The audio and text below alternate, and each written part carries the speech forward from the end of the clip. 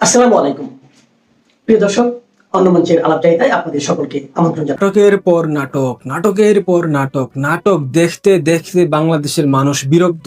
পরশু সরকারের পক্ষ থেকে জানানো হলো তারেক রহমান 23 আগস্ট ভারত সফরে যাচ্ছেন, কিন্তু গতকাল পররাষ্ট্র মন্ত্রণালয়ের পক্ষ থেকে আবারও জানানো হয়েছে তিনি ভারত সফরে যাচ্ছেন না। কিন্তু কেন?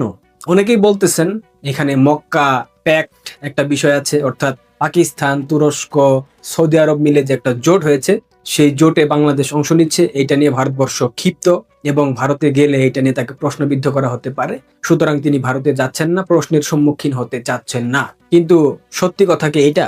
আসল ঘটনা এটা? আমার মনে হয় ভারত সফরে না যাওয়ার একটা মাত্র কারণ ভারত বিরোধিতা। আর এইটা বিএনপির রাজনৈতিক পুঁজি। এই পুঁজি দিয়ে বিএনপি বছরের পর বছর রাজনীতি করছে, অস্বীকার করতে পারবে না কেউ। বিএনপির রাজনৈতিক পুঁজি ছিল ভারত বিরোধিতা। বিগত সময়ে বিএনপি ভারতকে নিয়ে বাংলাদেশের মানুষকে ভয় দেখিয়েছে, নানা ধরনের অভিযোগ তুলেছে, ভারত বিরোধী আবেগ তৈরি করেছে।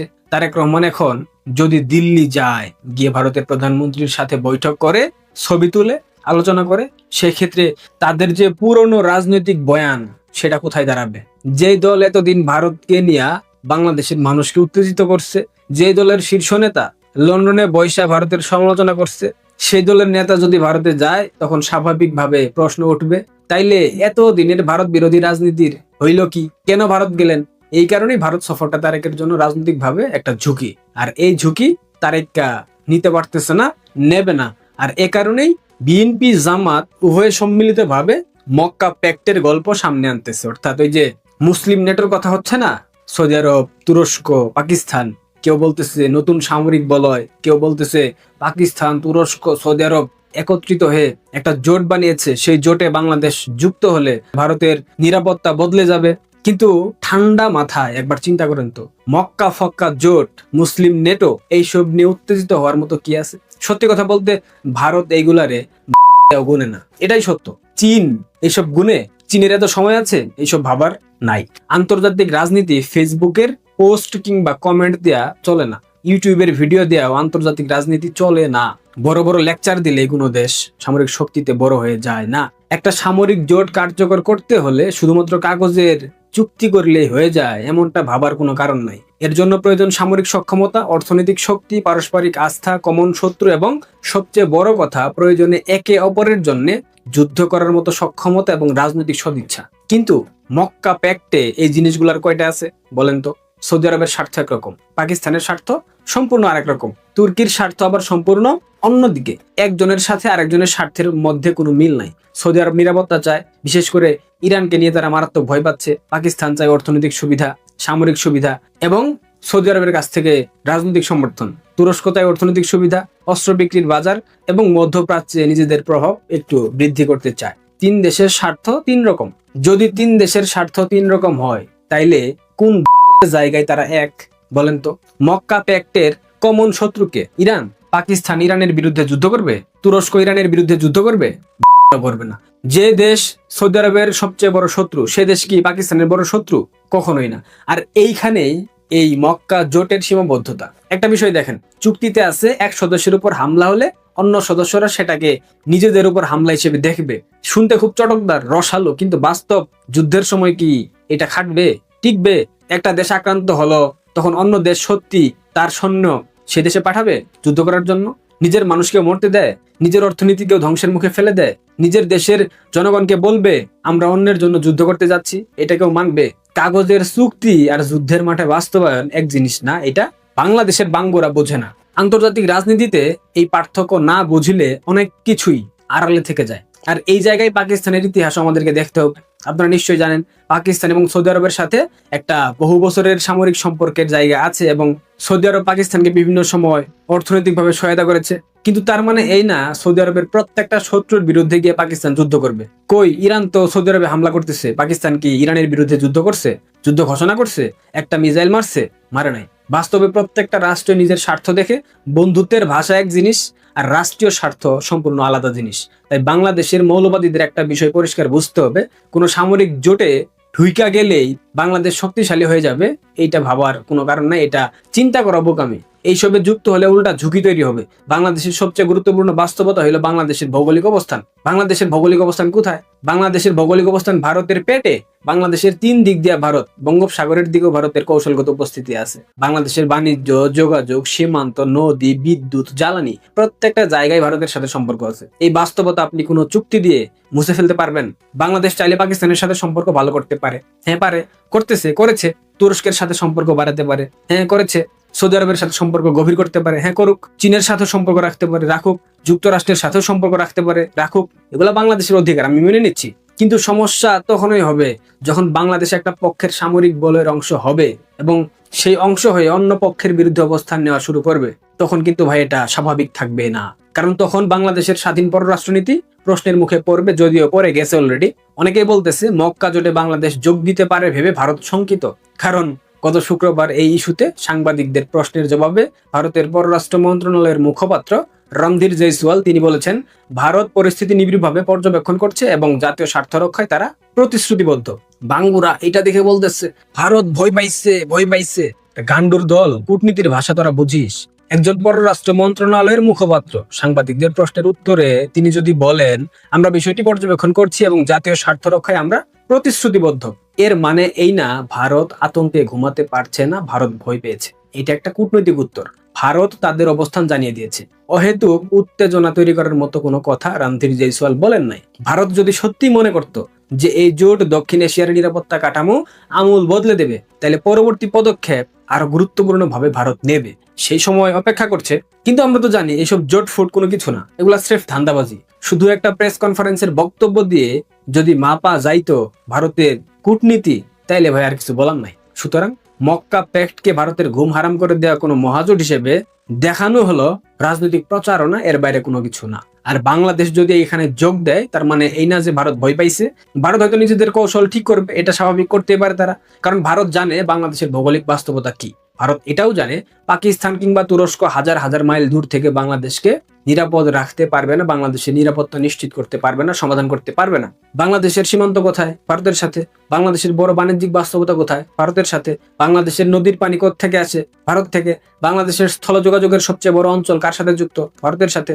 তাই পাকিস্তানকে বন্ধু বানালেই ভারত অদৃশ্য হয়ে যাবে, এটা ভাবার কোনো কারণ নাই। তুরস্কের সাথে সামরিক চুক্তি করলে ভারতের সঙ্গে সীমান্ত উঠে যাবে, এইটাও ভাবার কোনো কারণ নাই, এটা বাস্তবতার সাথে মিলে না। সৌদি আরবের সাথে জোট করলে বাংলাদেশের ভূগোল বদলে যাবে না, এটাই বাস্তবতা। বাংলাদেশের মানুষকে বিএনপি জামাত বারবার বোঝানোর চেষ্টা করছে ভারতের বিরুদ্ধে একটা শক্তিশালী মুসলিম বলয় তৈরি হয়েছে।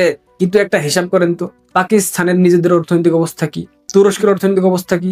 সৌদি আরবের নিরাপত্তা কতটা আশঙ্কাপূর্ণ? প্রতিনিয়ত ইরান হামলা চালাচ্ছে। যে দেশগুলা নিজেদের সমস্যায় সামলাতে হিমশিম খায়, তারা বাংলাদেশের জন্য নতুন করে নিরাপত্তার ছাতা হবে, এই বানোয়াট গল্পটা শুনতে ভালো লাগে, চটকদার, কিন্তু বাস্তবতা এত সহজ না। বিশেষ করে পাকিস্তানের কথা বললে তো একদম পরিষ্কার। পাকিস্তানের অর্থনৈতিক সংকট, ঋণ, বৈদেশিক মুদ্রার চাপ, এই বাস্তবতায় পাকিস্তান বাংলাদেশের নিরাপত্তা নিশ্চিত করবে কি? আর যদি কোনোদিন বাংলাদেশের স্বার্থ আর পাকিস্তানের স্বার্থ এক জায়গায় না থাকে, তখন কি হবে জানেন? পাকিস্তান বাংলাদেশের পাছায় মেরে পালাই যাবে। এটা পাকিস্তানিদের চরিত্র। রাষ্ট্রের নীতি তৈরি হয় বাস্তব সক্ষমতা দিয়ে। তাই বাংলাদেশের সবচেয়ে ভালো পথ হলো ভারসাম্য। ভারতের সাথে সম্পর্ক থাকবে, চীনের সাথে সম্পর্ক থাকবে, কিন্তু চীনের প্রক্সি হওয়া যাবে না। পাকিস্তানের সাথে সম্পর্ক থাকবে, যদিও আমি এটার পক্ষে না, কিন্তু বিএনপির বাপের দেশ পাকিস্তান, তারেকের বাপের দেশ পাকিস্তান, তারেক সম্পর্ক রাখবেই। সম্পর্ক রাখলেও পাকিস্তানের নিরাপত্তা বলয়ের অংশ হওয়া যাবে না। তুরস্কের সাথে সম্পর্ক থাকবে, কিন্তু তুরস্কের ভূরাজনৈতিক প্রকল্পের অংশ হওয়া যাবে না। সৌদি আরবের সাথে সম্পর্ক থাকবে, কিন্তু সৌদি আরবের নিরাপত্তা সমস্যাকে বাংলাদেশের সমস্যা বানানো যাবে না। আমেরিকার সাথে সম্পর্ক থাকবে, কিন্তু আমেরিকার কৌশলগত প্রকল্পের পুতুল হওয়া যাবে না, যদিও এই সরকার আমেরিকার পুতুল সরকার। এটা নিয়ে আর কিছু বলার নাই, এটাকে স্বাধীন পররাষ্ট্রনীতি বলা হয়। সবচেয়ে গুরুত্বপূর্ণ প্রশ্ন হলো, এত নাটক মারাইয়া তারেক ভারত যাচ্ছে না কেন? কারণ বিএনপি এখানে রাজনীতির হিসাবটা বড় করে দেখতেছে। ভারত বিরোধিতা বিএনপির জন্য একটা রাজনৈতিক পুঁজি। বিএনপি তাদের পুঁজি হারাতে চাচ্ছে না। এই পুঁজি দিয়ে দীর্ঘদিন ধরে রাজনীতি করা হয়েছে। ভারতে গেলে রাজনৈতিক পুঁজিতে ধাক্কা লাগবে, সংকটে পড়বে। তখন মানুষ প্রশ্ন করবে, যে ভারতকে এতদিন গালাগালি করলেন, যে ভারতকে নিয়ে এতদিন কথা বললেন, সেই ভারতেই কেন যাচ্ছেন? আর দিল্লিতে গিয়েই যদি ভারতের সাথে সম্পর্ক স্বাভাবিক করার চেষ্টা করতে হয়, তাইলে এতদিনের রাজনৈতিক বক্তব্যের সাথে সেইটার একটা সংঘাত সৃষ্টি হবে, এটা বিএনপি চাচ্ছে না। তাই ভারত সফর না করাটাই বিএনপির জন্য নিরাপদ, তারা এটা ভেবে নিয়েছে। কিন্তু ভারত না গেলে টিকতে পারবে? রাজনীতির জন্য বিভিন্ন কথা বলা যায়, কিন্তু রাষ্ট্র চালাতে গেলে বাস্তবতার মুখোমুখি আপনাকে হতে হবে। ক্ষমতায় থাকতে চাইলে ভারতকে মোকাবিলা করতে হবে, চীনকে মোকাবিলা করতে হবে, ভারতের সামনে জবাবদিহি করতে হবে, চীনের সামনে জবাবদিহি করতে হবে, যুক্তরাষ্ট্রের সামনে জবাবদিহি করতে হবে, মোকাবিলা করতে হবে। সবাইকে খুশি করার সুযোগ থাকবে না। আর তখন শুধুমাত্র ভারত বিরোধিতা দিয়ে রাষ্ট্র পরিচালনা করা যাবে না। রাষ্ট্র চালাতে হয় হিসাব দিয়ে, আবেগ দিয়ে রাষ্ট্র চালানো যায় না, স্লোগান দিয়ে রাষ্ট্র চালানো যায় না, ফেসবুক পোস্ট দিয়ে রাষ্ট্র পরিচালনা করা যায় না। সবচেয়ে বড় কথা হলো, বাংলাদেশকে পশ্চিমাদের প্রক্সি বানানো যাবে না, বাংলাদেশকে ভারতের বিরুদ্ধে কোনো চক্রান্তের অংশ হওয়া যাবে না, পাকিস্তানের প্রক্সি হওয়া যাবে না, বাংলাদেশকে চীনেরও প্রক্সি হওয়া যাবে না, আমেরিকারও প্রক্সি হওয়া যাবে না। বাংলাদেশের পররাষ্ট্রনীতি হবে বাংলাদেশের স্বার্থকে কেন্দ্র করে। বিএনপি এটা বুঝতে পারছে কিনা জানি না। বিএনপি কি তবে পুরনো ভারত বিরোধী রাজনীতির উপর দাঁড়িয়ে থাকবে, নাকি বাস্তব রাষ্ট্রীয় স্বার্থের কথা চিন্তা করে নতুন পররাষ্ট্রনীতি তৈরি করবে, বন্ধুত্বের সম্পর্ক রাখবে প্রতিবেশী রাষ্ট্রের সাথে? কারণ শেষ পর্যন্ত কেউ বাংলাদেশের পাশে রইবে না, কেউ বাংলাদেশের স্বার্থ রক্ষা করবে না। বাংলাদেশের স্বার্থ বাংলাদেশকে রক্ষা করতে হবে। ভারত বিরোধিতা দিয়ে হয়তো মৌলবাদীদের ভোট পাওয়া যায়, কিন্তু ভারত বিরোধিতা দিয়ে বাংলাদেশ নামক রাষ্ট্র পরিচালনা করা যাবে না। 1 মাসের পদক্ষেপ যদি ভারত নেয়, বাংলাদেশ না খেয়ে মরবে। পাকিস্তানপন্থী স্লোগান দিয়ে আবেগ তৈরি করা যায়, কিন্তু পাকিস্তান বাংলাদেশের নিরাপত্তা গ্যারান্টি দেবে না, খাদ্যের নিরাপত্তাও পাকিস্তান দিতে পারবে না। মক্কা প্যাক্টের নাম দিয়ে মুসলিম জজবা তৈরি করা যায়, কিন্তু কাগজের চুক্তি বাংলাদেশের ভূগোল বদলে দিতে পারে না। তারেক্কা ভারত যাবে নাকি খাবে, এই সিদ্ধান্ত তারেক্কারে নিতে হবে, বিএনপি কে নিতে হবে। দেখা যাক তাদের সিদ্ধান্ত পরিবর্তন হয় কিনা, যেহেতু প্রতিদিন নাটক আমরা দেখতে পাচ্ছি। ভালো থাকবেন। পারলে এই 2026 সনের আগস্ট মাস, এই আগস্ট মাসটা আমাদের রাজনীতির বলতে গেলে এটা কুরুক্ষেত্র। হাজার বছরের বাঙালির ইতিহাসে এই আগস্ট মাসে যত দুর্ঘটনা ঘটেছে, এই দুর্ঘটনা আর কোনো মাসে কখনো ঘটেনি। এবং এই আগস্ট মাসে পাক ভারত উপমহাদেশের কথা বাদ দেন, এই বাংলাদেশের ভূখণ্ডে খুব বড়, যাকে বলা হয় ভালো কিছু ঘটেছে, তারপরে যুগান্তকারী কিছু ঘটেছে, এরকম আমার জানা নেই। বরং এই সময়টাতে অনেক ঘটনা ঘটে, আপাত দৃষ্টিতে খুব মনে হয় যে এটা লক্ষ্মী লক্ষ্মী ভাব, শুভ শুভ ভাব, কিন্তু পরবর্তীতে দেখা গেল এগুলোই দানব আকারে আমাদের জাতীয় জীবনে, ব্যক্তিগত জীবনে, সামাজিক জীবনে মারাত্মক বিপর্যয় তৈরি করে। গ্রহ নক্ষত্র তারকারাজি থেকে শুরু করে জ্যোতির্বিজ্ঞান, এটা আমাদের এই আগস্ট মাসের জন্য উপযুক্ত নয়। তো এই যে সরকারে যারা আছেন, কর্তা ব্যক্তি আছেন, এদের মধ্যে তো অনেক জ্ঞানী আছে, গুণী আছেন, পণ্ডিত আছেন, জ্যোতির্বিজ্ঞান বলেন, ধর্মতত্ত্ব বলেন, যেটাকে থিওলজি বলা হয়, এই বিষয়ে আমাকে 100 বছর পড়াতে পারেন এরকম লোকও বিএনপিতে অনেক আছেন। এখন এই যে রাষ্ট্রপতি নির্বাচন, এটা কেন জুলাই মাসে করা হলো না বা সেপ্টেম্বর মাসে করা হলো না, এটি কেন আগস্ট মাসে করতে হবে? আবার আগস্ট মাসের 21 তারিখে, এর আগে 21শে আগস্টে গ্রেনেড হামলা হয়েছে, আমাদের একটা কুফা দিন। এই দিনই কেন রাষ্ট্রপতি পদে মানে নতুন নিয়োগ দিতে হবে? এই 21শে আগস্ট তারিখে, এই তারিখে কেন মন্ত্রী পরিষদ রদবদল করতে হবে, নতুনদেরকে মন্ত্রী বানাতে হবে, কয়েকজনকে বাদ দিতে হবে, দপ্তর পরিবর্তন করতে হবে? ফলে ঘুরে ঘুরে ওই যে 21শে আগস্টের গ্রেনেড হামলা, 17ই আগস্টের বোমা হামলা, 15ই আগস্টের বঙ্গবন্ধু হত্যাকাণ্ড, 5ই আগস্টের শেখ হাসিনার ক্ষমতাচ্যুতি থেকে শুরু করে বাংলাদেশের ম্যাসাকার, আপনি এর মধ্য থেকে কি এই আগস্ট মাসকে বাদ দিয়ে অন্য কিছু চিন্তা ভাবনা করতে পারছেন? বা এই সময়টিতে মানে এই যে রাষ্ট্রপতি পদে নতুন নিয়োগ দেওয়া হলো, মন্ত্রী পরিষদ চেঞ্জ করা হলো, এটা কি বেসিক্যালি কোনো সমস্যা সমাধান করবে না নতুন সমস্যা তৈরি করবে? প্রথমত সমস্যা তৈরি করবে। ফার্স্ট যে জিনিসটা বলি, মির্জা ফখরুল সাহেব অত্যন্ত ভদ্রলোক মানুষ, মার্জিত, সৃজনশীল, কিন্তু বিএনপির যে দলীয় রাজনীতিতে, সেই দলীয় রাজনীতিতে বেগম জিয়া তাকে পছন্দ করতেন এবং তিনি খুব ভালো করে কথা বলতে পারতেন এবং তার একটা ভালো গ্রহণযোগ্যতা ছিল। কিন্তু দলের মধ্যে সাংগঠনিকভাবে তার জমানাতে, তার নেতৃত্বে বাংলাদেশে কোনো একটা কমিটি হয়েছে, দলের মধ্যে তার 10 জন মানে কট্টরপন্থী তার সমর্থক রয়েছেন, who can dominate the politics, এটা নেই। বরং পল্টন অফিসে গিয়ে বিভিন্ন জায়গাতে গিয়ে তিনি দলের উগ্র নেতাদের হাতে বিভিন্ন সময় বা কর্মীদের হাতে বিভিন্ন সময় লাঞ্ছিত হয়েছেন। এই যে তার যে দুর্বিষহ অবস্থা, তিনি বহুদিন ভারপ্রাপ্ত ছিলেন, তারপর তাকে ভারমুক্ত করা হলো, কিন্তু শেষ সময়টা পর্যন্ত তার সাথে কখনো তারেক রহমান সাহেবের সাথে ভালো সম্পর্ক ছিল আমরা জানি না। তারেক রহমান সাহেব সহজত অনেকের সাথে ভদ্র ব্যবহার করেন, এটা আমরা বাইরে দেখি, কিন্তু ইন্টারনালি তারেক রহমান সাহেবের সঙ্গে মির্জা ফখরুলের কেমন সম্পর্ক এটা দল যারা করেন তারা মোরলে সবাই জানেন। এবং কিছু ভিডিও এবং অডিও যে লিকেজ হয়েছে বিভিন্ন সময় এই দুজনের সাথে কথাবার্তা, মির্জা ফখরুল ভার্সেস তারেক রহমান সাহেবের নিজের কথাবার্তা, আর মির্জা ফখরুল সাহেবের সম্পর্কে তারেক রহমান সাহেব অন্য নেতাদের সাথে যে কথাবার্তা বলেছেন, তার প্রেক্ষিতে তাকে প্রেসিডেন্ট পদে মনোনয়ন দেওয়া এটা কোনো পুরস্কার নয়, তাকে আলবিদা বলা, তার কার্যকারিতা, গ্রহণযোগ্যতা এবং তার দ্বারা এই দলের যে উপকার এটাকে আলবিদা বলে দেওয়া। দিস ইজ ওয়ান, এর বাইরে অন্য কোনো সমীকরণ হতে পারে না। 2 নম্বর হলো যে দলে তাকে এই জায়গাতে যেভাবে সম্মানিত করা হলো, তিনি আসলে প্রেসিডেন্ট হতে চাননি, দলের মহাসচিব থাকতে চান না, তিনি সম্মানজনকভাবে রিটায়ার করতে চেয়েছিলেন, কিন্তু তাকে এই জায়গাতে নিয়ে এই দলে তার যারা প্রতিদ্বন্দ্বী ছিলেন, আবার এই প্রতিদ্বন্দ্বীদেরকে অপমান করা হলো যারা এখন পর্যন্ত ভেরি ইফেক্টিভ। 2 নম্বর হলো যে যারা তার পন্থী ছিলেন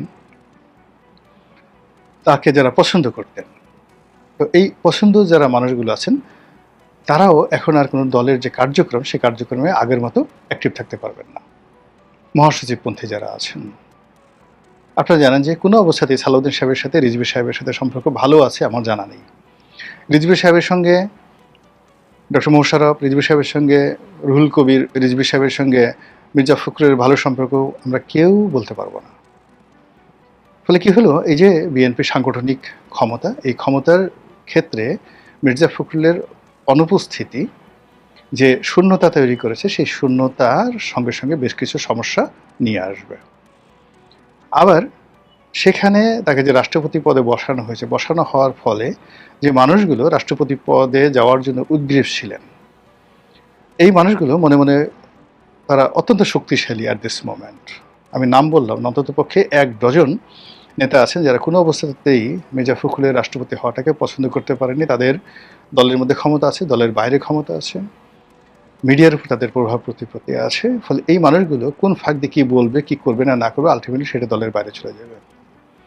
এরপরে আসেন মন্ত্রী। এখন এখানে মন্ত্রী হিসাবে যাদেরকে নেওয়া হয়েছে প্রথমত স্বাগতম, কিন্তু এটা দলের যারা সাধারণ খেটে খাওয়া মানুষ, এটা কোনো অবস্থাতেই তারা এইটা সহজভাবে নিচ্ছে না।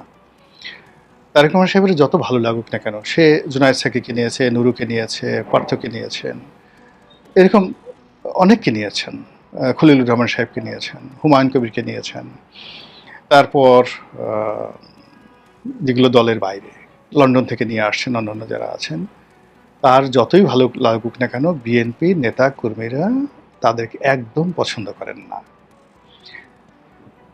এই পার্থ এবং নুরু তারা যদি বা রাশেদ তারা যদি কলিজা ভুনা করে তারপরে সিঙ্গারা বানিয়ে নিজের হাতে বিএনপির নেতাকর্মীদেরকে খাওয়ায়, তবু তারা বিএনপির যাকে বলা হয় মন পাবে না। পার্থ তার নির্বাচনী এলাকায় ভোলাতে জনপ্রিয় ব্যক্তিগতভাবে তার বাবার কারণে, তার নিজের কারণে, কিন্তু সাংগঠনিকভাবে বিএনপির যে পুরো শক্তিটা আর আওয়ামী লীগের যে পুরো শক্তিটা তাকে যে কোনোভাবে অপদস্থ করার জন্য বিএনপি আওয়ামী লীগ ওখানে এক, ভোলাতে এক, তারা পার্থকে ছোট করার জন্য একই কাজ করবে। সিমিলারলি আমার নির্বাচনী এলাকা গলাচিপাতে, ওখানে নুরুকে ছোট করার জন্য বিএনপি আওয়ামী লীগ একত্রে জোটবদ্ধভাবে তার সর্বনাশ করবে। ফলে কি হলো, এই যে প্রধানমন্ত্রী তাদেরকে মন্ত্রী বানিয়েছেন, নমিনেশন দিয়েছেন, আলটিমেটলি প্রত্যেকটা যারা হয়েছেন দলের বাইরে থেকে, এদের জীবন, পারিবারিক জীবন কিয়ামত পর্যন্ত এই বাংলাদেশের সবার কাছে যাকে বলা হয় আক্রমণের বিষয়বস্তু হয়ে গেছে। আপনি বাংলাদেশে চিন্তা করেন, হাসানুল হক ইনু, তারপরে রাশেদ খান মেনন, মানে ওবায়দুল কাদেরের ভাই ব্রাদার আত্মীয় স্বজন তবুও আওয়ামী লীগের লোকের কাছে যেতে পারবে, কিন্তু ইনু সাহেবের অবস্থা যা, মেনন সাহেবের যে অবস্থা, তারা আওয়ামী লীগ, বিএনপি, জামাত সবার শত্রু হয়ে পড়েছে। একইভাবে এখন দলের বাইরে থেকে যাদেরকে মন্ত্রী বানানো হয়েছে তারা সবাই বাংলাদেশের একেবারে রীতিমতো আগামী দিনের গণশত্রুতে পরিণত হবে। এটা দলের জন্য ভালো হবে না, তাদের জন্য ভালো হবে না। এই গেল এক। এখন এইভাবে অতীতে ধরেন বিভিন্ন মানুষকে বিভিন্ন পদ পদবি দেওয়া হয়েছে, বিএনপিও দিয়েছে, আওয়ামী লীগ দিয়েছে, কিন্তু আলটিমেটলি এতে কোনো উপকার হয়নি, কখনো কোনো উপকার হয়নি, বরং ক্ষতি হয়েছে, মারাত্মকভাবে ক্ষতি হয়েছে। এখন রাশিদ ধরেন খুব প্রাণান্ত চেষ্টা করছে তারেক রহমান সাহেবকে খুশি করার জন্য। তারেক রহমান সাহেব দেখছে যে রাশিদ যে কথাগুলো বলছে সেই কথাগুলো তো বিএনপির লোকের বলা উচিত ছিল, তারা তো কেউ বলছে না। রাশিদ যেহেতু বলছে, কাজেই রাশিদকে তিনি কাছে ডেকে নিয়েছেন। তো রাশিদ যে কাজটা করছে সেই কাজটা তো পিনাকি করছেন, সেই কাজটা তো ইলিয়াসও করছেন। তো পিনাকি এবং ইলিয়াস আপনি তাদেরকে এই সমাজে কিভাবে মূল্যায়ন করবেন? তারা তো কারো পারপাস সার্ভ করছে, কারো পক্ষে বলছে, বিপক্ষে বলছে, যে কোনো হোক না কেন, তারাও তো একটা বিরাট অডিয়েন্স তৈরি করে ফেলেছে। এখন রাশেদের এই কথাগুলো বা নুরুর এই কথাগুলো দিয়ে যদি আপনি জামাতকে মোকাবেলা করতে চান, আওয়ামী লীগকে মোকাবেলা করতে চান, এটা সাময়িক উত্তেজনা তৈরি করবে, কিন্তু শেষমেশ সবার কাছে এরাও বিপদে পড়বে, এরাও ইমেজ হারাবে, আলটিমেটলি হারিয়ে ফেলেছে। এবং যারা এদেরকে নিয়োগ দিয়েছে তাদেরকে, যেমন ধরুন আমার এখন জামাতের ব্যাপারে আমার একটা সব সময় দুর্বলতা ছিল, সবসময় দুর্বলতা ছিল। তো আমার দিক থেকে ধরেন আমি এই দলটিকে 2009 সন থেকে আওয়ামী লীগের মতো দলে থেকে তাদেরকে যেভাবে আমি সাপোর্ট করার চেষ্টা করেছি আমার লেখনী দ্বারা, ইন্টেলেকচুয়াল যে ফিল্ড আছে সেখানে আমার সর্বতভাবে আমি জামাতের জন্য একটা সফট অবস্থা তৈরি করে ফেলেছি। এটা জামাতের প্রত্যেকটা লোক হয়তো কীভাবে নিয়েছে আমি জানি না, বাট আমি কাজটা করেছি। আমি চেয়েছি যে জামাতের মতো একটা ধর্মভিত্তিক রাজনৈতিক দল, যেটা অন্য যে কোনো উগ্র ধর্মভিত্তিক রাজনৈতিক দলের সাথে তারা নিরাপদ, তাদের জন্য সেটা করেছি। কিন্তু একটা সময় তাদের মনে হয়েছে যে না, তাদের জন্য ইলিয়াসের মতো লোক বেশি দরকার। যখন ইলিয়াসের মতো লোক তাদের জন্য দরকার, তখন আমার কাছে মনে হয়েছে যে আমার এখান থেকে আসলে সরে আসা উচিত। ফলে কি হলো, এখন জামাত বলতে মানুষ ইলিয়াসকে বোঝায়, জামাত বলতে মানুষ পিনাকিকে বোঝায়। জামাতের সঙ্গে ধরেন ফরহাদ মাজহার, গোলাম মোল্লা রনি, এই সমস্ত মানুষজন বিভিন্ন সময়টাতে ধরেন ইভেন মাহমুদুর রহমান, আমরা কখনো জামাতের সাথে সুবিধাভোগী ছিলাম না, কিন্তু একটা সফট অবস্থানে থেকে জামাতকে বিভিন্ন সময়টাতে যে সাপোর্ট দিয়েছি, সেই সাপোর্টের ফলে সিভিল সোসাইটিতে ইন্টেলেকচুয়াল লেভেলে যেটা হয়েছে সেটা এক ধরনের ওজন আছে, গ্রহণযোগ্যতা আছে। আর পিনাকি ইলিয়াসের কারণে জামাতের মধ্যে যে অবস্থা তৈরি হয়েছে সেটা কি হয়েছে, এখন জামাতের কোনো নেতা এখন যদি ধরেন একটা সময় জামাতের সভাপতি শফিকুর রহমান আপনাকে টেলিফোন করতেন, আপনার বাসায় যেতেন, এমনকি আওয়ামী লীগ আমলে আপনি অসম্মানিত বোধ করতেন না।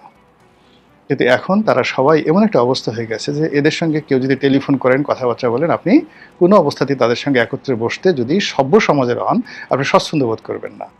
এরকম অবস্থাটা তৈরি হয়ে গেছে। এখন জামাতের যে অবস্থাটা হয়েছে, একইভাবে আওয়ামী লীগের কিন্তু সেম অবস্থা হয়েছিল। আওয়ামী লীগের যে সফট পাওয়ার ছিল, সেই সফট পাওয়ারে সেইটা হলো প্রফেসর সেই আনিসুজ্জামান, প্রফেসর মনিরুজ্জামান, এখানে সেই নির্মল সেন, তারপরে অধ্যাপক মুনতাসির মামুন, ওনাদের মানুষ যখন ন্যারেটিভ তৈরি করেছে, সেই ন্যারেটিভের এগেনস্টে তারা যখন মোহাম্মদ আরাফাত এদের মতো মানুষদেরকে মনে করেছে they should lead their intellectual department, তখন এই আওয়ামী লীগের অবস্থা এই অবস্থা হয়ে গেছে। বিএনপির একই অবস্থা। বিএনপি ন্যারেটিভ কারা তৈরি করেছে? গিয়াস কামাল চৌধুরী, আতাউস সামাদ, এরপরে সিরাজুল ইসলাম চৌধুরী, না সিরাজুল জায়দিনের সিরাজুর রহমান, যে শফিক রেহমানের বড় ভাই, জায়দিনের শফিক রেহমানের বড় ভাই সিরাজুর রহমান, বিবিসির বিখ্যাত সিরাজুর রহমান নিজে, শফিক রেহমান নিজে, এরপরে ঢাকা বিশ্ববিদ্যালয়ের প্রফেসর এমাজউদ্দিন সাহেবের মতো মানুষ, তারা বিএনপির জন্য বাংলাদেশি জাতীয়তাবাদের একটা ন্যারেটিভ তৈরি করেছে।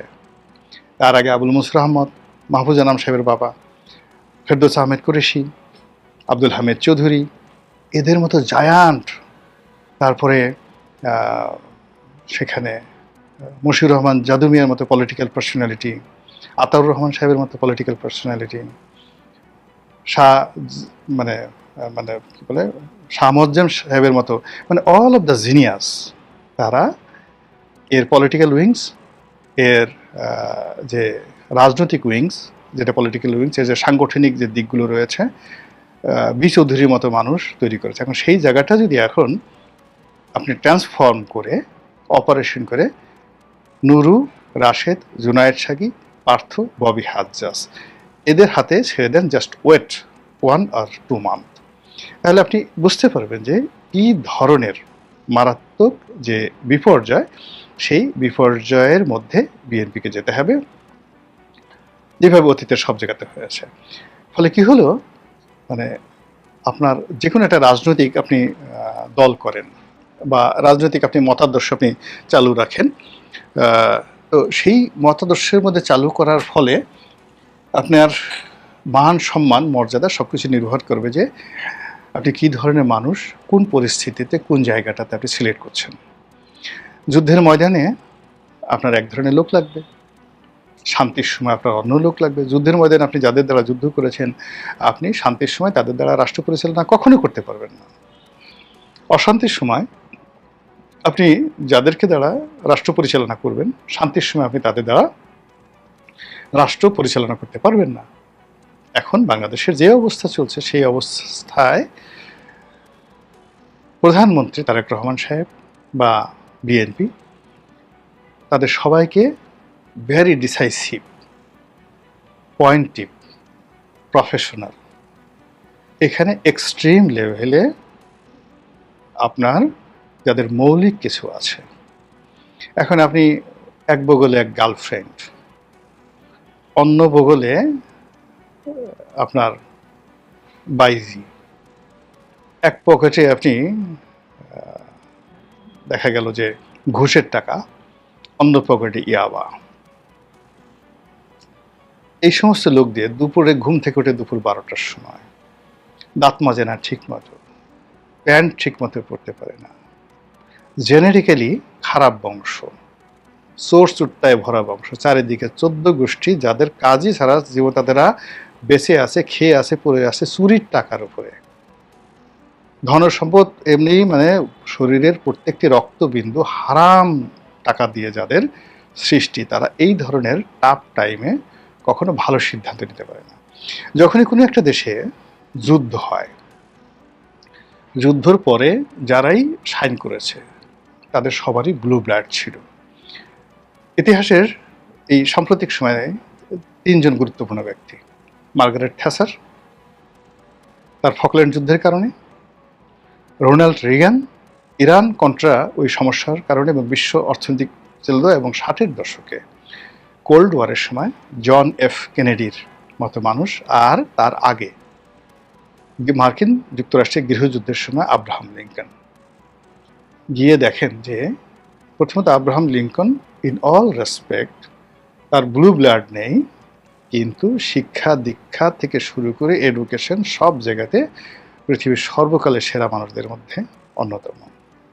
আর বাকি একমাত্র আব্রাহাম লিঙ্কন ছাড়া বাকি যত নাম বললাম, মার্গারেট থ্যাচার, রোনাল্ড রিগান এবং জন এফ কেনেডি, 100 বছরের পুরনো blue blood in terms of education, in terms of quality and everything. ফলে তারা তাদের দেশটিকে বাঁচিয়েছিল, নিজেদেরকে অমরত্ব দিয়েছিল এবং একই সঙ্গে ইতিহাসে জায়গা করে নিয়েছে। এখন এই সময়টাতে, আগস্ট মাসের এই সময়টাতে এসে সরকারি যে যা কিছু করলেন, এটার আফটার ইফেক্ট কী, বেনিফিট কী? এই যে মন্ত্রী পরিষদ পরিবর্তন হলো, রাষ্ট্রপতি পরিবর্তন, জাস্ট 2-3 দিন আলোচনা হবে, 2-3 দিন আলোচনা হবে এবং আজকেই আলোচনা, মানে এটা হয়ে গেছে 21 তারিখে, 22 তারিখে আলোচনা শেষ। 23 তারিখ থেকে বাস্তবতা হলো বিদ্যুৎ কয়বার গেল, চালের দাম কী পরিমাণ বাড়লো, গ্যাস আসলো কিনা, ফ্যাক্টরি চললো কিনা, এলসি করতে পারলাম কিনা, মামলা মোকদ্দমা নিষ্পত্তি হলো কিনা, এবং এই জায়গাগুলো যাকে বলা হয় হ্যান্ডেল করার জন্য সরকার কী করছে। কোর্ট কাছারিতে যাদেরকে দিচ্ছে, আইনমন্ত্রী, অ্যাটর্নি জেনারেল, প্রত্যেকটা অফিসে গিয়ে দেখেন কি হচ্ছে। তথ্য মন্ত্রণালয় সরকারের যে সবচেয়ে গুরুত্বপূর্ণ, এই মুহূর্তে সরকারের মুখ রক্ষা করবে, সেখানে তথ্যমন্ত্রী, তথ্য প্রতিমন্ত্রী, তথ্য উপদেষ্টা, এরপরে প্রধানমন্ত্রীর প্রেস সেক্রেটারি, তার সঙ্গে এক ঝাঁক সাংবাদিক। এবং সেই সাংবাদিকের মধ্যে জামাতপন্থী, বিএনপিপন্থী সব মিলিয়ে কি অবস্থা হচ্ছে গিয়ে দেখেন। সেখানে পার্থ শত চেষ্টা করে এখানে কিছুই করতে পারবেন না। সে তো এই ইন্টারনাল তথ্য মন্ত্রণালয়ের যে পলিটিক্সটা, সেই পলিটিক্সটা 1% সে জানে না। তারেক রহমান সাহেব হয়তো মনে করছে যে কেবলমাত্র টকশোতে গিয়েছে, ভালো কথাবার্তা বলে মাইকের সামনে এসে সে দলকে ওই পার্লামেন্টে খুব অল্প সময়ের জন্য 15 মিনিটের বক্তব্য দেওয়া আর তথ্য মন্ত্রণালয় চালানো এক জিনিস নয়। ইভেন এই যে আমাদের যাকে বাদ দেওয়া হলো জহিরুদ্দিন স্বপন, সেই Zahiruddin Swapan was not the perfect man. এটা রং সিদ্ধান্ত ছিল। সেই রং সিদ্ধান্তের জায়গায় আবার জাহিদকে নেওয়া হলো, আরেকটা রং সিদ্ধান্ত। এখানে পার্থক্য দেওয়া হলো। অতীতে আপনি তথ্যমন্ত্রী তরিকুল ইসলাম সাহেবের মতো মানুষ তথ্যমন্ত্রী ছিলেন, নাজমুল হুদা সাহেবের মতো মানুষ তথ্যমন্ত্রী ছিলেন। নাজমুল হুদার শ্বশুর আকবর কবির, হুমায়ুন কবিরের ভাই আকবর কবির, সিগমা হুদার বাবা, তিনি তথ্যমন্ত্রী ছিলেন। সেখানে আপনাকে বুঝতে হবে যে এরশাদ জামানাতে আনোয়ার জাহিদ, মিজানুর রহমান শেলী, ওনাদের মতো মানুষ তথ্যমন্ত্রী ছিল। It's not a matter of joke. সংবাদপত্র, ইন্টেলেকচুয়াল লেভেল, চলচ্চিত্র, সংস্কৃতি, সাহিত্য, বাংলা একাডেমি সব কিছু যে মন্ত্রণালয়ের আন্ডারে। আপনি এখন যদি নায়িকাদের কোমর দুলানো, ময়ূরীর পাছা দুলানো, আপনার মিশা সওদাগরের ডায়ালগ, এটা মানে তথ্য মন্ত্রণালয় না। তথ্য মন্ত্রণালয় মিনস ডিএপির বিজ্ঞাপন, এখানে সরকার অনুগত দালাল সাংবাদিক, নির্বোধ এবং বেকুবদের পদলেখন, এটা তথ্য মন্ত্রণালয় নয়। তথ্য মন্ত্রণালয় হলো তথ্য তৈরি করা। You will create the information, you will deliver, এবং that will be lead the government. এই জিনিসটি পুরো মানে তথ্য মন্ত্রণালয়, এই সরকারের যে পোস্টগুলো ধরেন প্রধান তথ্য কর্মকর্তা, তারপরে প্রধান তথ্য কর্মকর্তার পরে যেটা তথ্য এবং সম্প্রচার যে মন্ত্রণালয়ের সচিব, প্লাস অন্যান্য যে সকল পোস্টগুলো হয়েছে, শিল্পকলার ডিজি, বিভিন্ন জায়গাতে সংস্কৃতি প্রতিষ্ঠানের ডিজি থেকে শুরু করে যারা যারা আছেন, আপনি গিয়ে দেখেন তো যেখানে সমন্বয় যারা নতুন নিয়োগ পেয়েছেন, কয়জন এই সরকারের জন্য ন্যারেটিভ তৈরি করতে পারে, একটা স্লোগান তৈরি করতে পারে, মানুষের মতাদর্শকে ডাইভার্ট করতে পারে ইন এ প্রপার ওয়ে, সেটা নাই। ফলে একটা বিশৃঙ্খল অবস্থার মধ্যে আপনি আন্দালিব রহমান পার্থর মতো ইমেজওয়ালা, যার সম্পর্কে তরুণরা পজিটিভ চিন্তা করে, তাকে ফেলে দেওয়া মানে একটা জ্বলন্ত কূপের মধ্যে তাকে ফেলে দেওয়া। সিমিলারলি এই যে ধর্ম মন্ত্রণালয় মোফাজ্জল হোসেন কাকেবাদ, এই যে পলিটিক্যাল পার্সন, আগেও ধর্মমন্ত্রী ছিলেন, একেবারে পোড় খাওয়ার নেতা, তার সাথে আবার যাকে দেওয়া হলো ইয়াং, তাকে সবাই মেনে নিয়েছিল ধর্মমন্ত্রীকে। এখন সেখানে প্রতিমন্ত্রী হিসেবে যাকে দেওয়া হলো, এটা নিয়ে একটা সমস্যা তৈরি হয়ে গেল। অন্যদিকে বিমান মন্ত্রণালয়ে যাকে দেওয়া হলো, মানে যা কিছু হচ্ছে, পুরনো যে বদনামগুলো বিএনপির ছিল, সেই বদনামগুলো আরও ম্যাটেরিয়ালাইজ হবে, পুরনো সমস্যাগুলো আরও ব্যাপক আকার দেখা দিবে। আর নিত্য নতুন এদের কারণে, এই পরিবর্তনগুলোর কারণে অনেকটা রাক্ষস এবং খোপকোষের মতো, অনেকটা করোনার জীবাণুর মতো অসংখ্য সমস্যা এসে সরকারকে যাকে বলে গ্রাস করার চেষ্টা করবে। মহান আল্লাহ আমাদের সবাইকে হেদায়েত দান করুন এবং হেফাজত করুন। আসসালামু আলাইকুম ওয়া রাহমাতুল্লাহি ওয়া বারাকাতুহু।